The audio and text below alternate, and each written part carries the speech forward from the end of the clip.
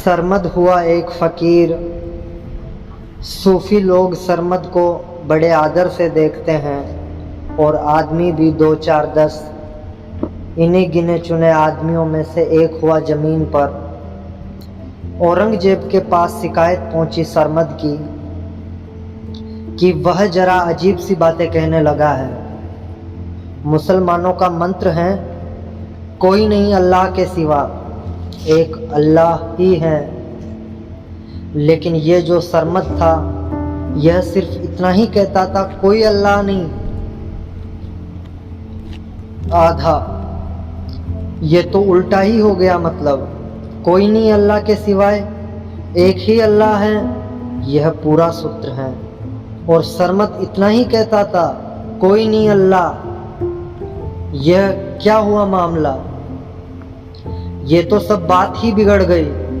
औरंगजेब ने सरमद को बुलाकर कहा कि हद हो गई, तुम सूफी कहते हो अपने को, फकीर कहते हो, ईश्वर का प्रेमी कहते हो, और तुम कहते हो कोई नहीं अल्लाह। तो सरमद ने कहा, हम अभी यहीं तक पहुंचे हैं, आगे अभी यात्रा करनी है।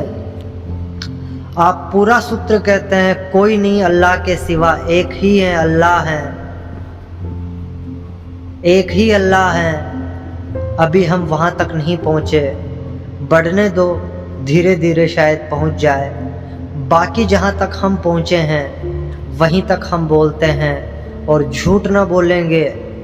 अभी हमें इतना ही पता चला है, कोई नहीं अल्लाह, वह के सिवाय एक ही अल्लाह है। जरा रुको, कोशिश करने दो, और तुम्हें पता चल गया हो पूरा तो बोलो। निश्चित ही यह कुफ्र की बात थी और यह आदमी नास्तिक है, और इस नास्तिक के पीछे नामालूम कितने और लोग बर्बाद हो रहे हैं। सरमद की बड़ी प्रतिष्ठा थी दिल्ली में, लाखों लोग उसके चरण छूते थे। इस आदमी के जो कहता था कोई नहीं अल्लाह, इसको कहते हैं चमत्कार। जब कोई आदमी कहता है कोई नहीं अल्लाह और लाखों लोग आदमी उसमें अल्लाह को देख लेते हैं। ऐसा हुआ है, बुद्ध के साथ हुआ, महावीर के साथ हुआ, सरमद के साथ हुआ। महावीर ने कहा कोई नहीं परमात्मा, और लाखों लोगों ने महावीर को कहा भगवान। और बुद्ध ने कहा कोई नहीं परमात्मा, न कोई आत्मा, और लाखों लोगों ने बुद्ध के चरणों में सिर रखकर पूछा कि रास्ता बताओ, कैसे पहुँचे उस जगह जहाँ न कोई आत्मा है न कोई परमात्मा। सरमद को औरंगजेब ने कहा कि 3 दिन का समय देता हूँ, सुधार कर लो और यह वाक्य पूरा कर लो, नहीं तो गर्दन कटवा देंगे। सरमद ने कहा कि 3 दिन का क्या भरोसा, हम बचे ना बचे और तुम गर्दन काटने से वंचित रह जाओ। और ये भी कुछ पक्का नहीं कि हम 3 दिन में पहुंच पाए पूरे सूत्र तक, और जब तक न पहुंचे तब तक यह जबान दोहराने वाली नहीं है। अनुभव हो तो ही हम कहेंगे, तो तुम आज ही कटवा दो। और कहते हैं कि सरमद ने कहा कि यह भी हो सकता है कि गर्दन कटने से जो बाकी यात्रा है वो पूरी हो जाए, वो जो हमें अभी आगे का पता नहीं है, शायद यह गर्दन ही बाधा बन रही है। औरंगजेब तो शायद ही समझा होगा, सम्राटों और अकल का वैसे कोई संबंध नहीं है। उसने उसी दिन कटवा दी गर्दन सरमद की।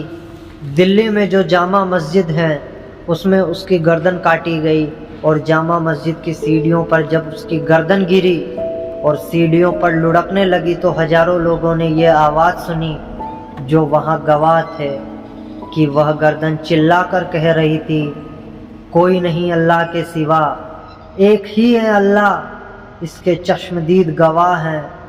लाखों लोगों ने सामने सुनी यह आवाज़। औरंगजेब बहुत पछताया, लेकिन तब तो कोई उपाय न था। सरमद के शिष्यों से उसने पूछा तो वे हंस रहे थे और कह रहे थे, सरमद कहता था कि जब तक मैं बचा हूँ थोड़ा भी, तब तक आगे की बात कैसे हो सकती है। अल्लाह तो उस दिन होगा जिस दिन मैं ना रहूँगा।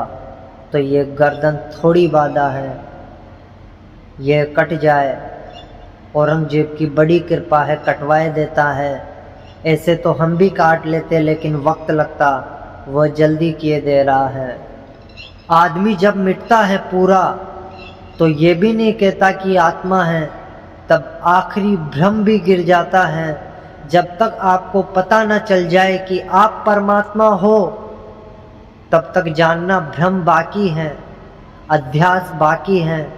जब तक यही अनुभव न हो जाए कि मैं ही ब्रह्मा हूँ, तब तक समझना कि अभी अज्ञान बाकी है, और उसे काटते ही चले जाना। लोक से छूट जाना, देह से छूट जाना, शास्त्र से छूट जाना, और फिर अपने से भी, और फिर स्वयं से भी छूट जाना।